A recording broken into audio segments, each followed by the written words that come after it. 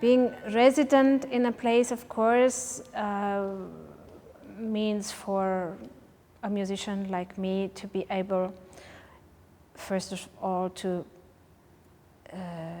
get a little bit more into contact with people in the place of the residency. So I hope to meet more maybe people from the public also, and to get a bit more intense contact with the orchestra members. I've been here many times. I know the orchestra. I know several members from actually my studies in Germany from back then. So, but of course you can always get much closer to an orchestra like that.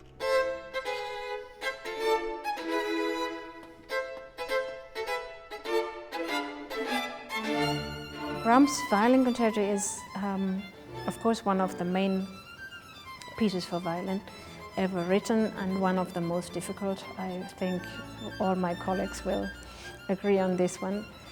It's technically highly demanding. It's really a piece that has to be digested over many, many years to be able to present it, if you're lucky, in the way you actually look at the piece. I've been, of course, playing this for many years. I've recorded it several years ago, and I've been rethinking this piece many, many times, and trying to get a more clearer and more personal view of the composer Brahms and of this special composition of his, always in connection with the violinist he was dear friend with, and he was actually working with, and who was not only a good friend but also a very appreciated colleague as a musician, of course as a violinist, but also as a composer. So Joseph Joachim also wrote and was a composer, and with Brahms they had a lot of discussions about both their pieces, and they would send their pieces one to the other, and they would correct or propose corrections to each other. So there was an extremely close contact and also working process going on between both. And Joseph Joachim writes also that the tricky part in this performance of this piece is to treat it as a symphony and still keep a solistic way in the solo part. But it's a piece which is really where the orchestra has such an important part to play, and the violin always continuously is in dialogue with the orchestra, more than any other violin concerto probably, except maybe the Alban Berg violin concerto, which is also written with very, very substantial orchestral part. But this, compared to Mendelssohn or even compared to Beethoven, Brahms is the one where you actually always have to enter the orchestra score as a soloist, and still you are the soloist, so still you have to be the leading figure, and that's a very unique way of playing a solo concerto, I have to say.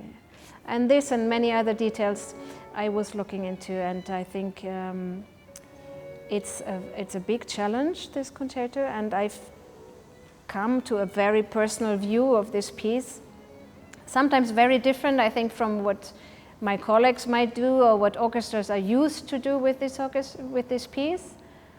But I think it's actually a much more intimate and much more subtle concerto than you very often you can hear it being played, and that needs, of course, a very close collaboration with the conductor and through the conductor with the orchestra. So it's an incredibly beautiful piece, and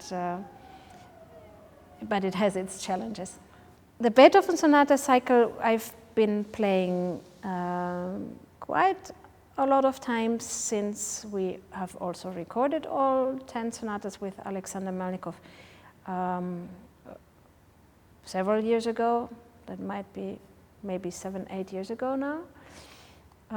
Since we recorded all of them, we were so happy to be ready to play all 10 sonatas that we always promoted the idea of playing not only 3 or 4 sonatas, but if possible, all 10 sonatas. And that's a real adventure, because there's a lot of music, of course, in 3 evenings, but it's quite passionate to see how Beethoven, in actually little period of time of his life, he could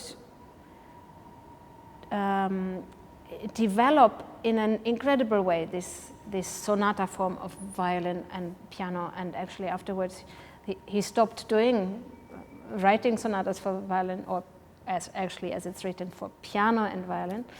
I think he had just said everything he had to say about this formation. And yeah, it's very, very astonishing to see how he could, in every single of those 10 sonatas, express something completely different.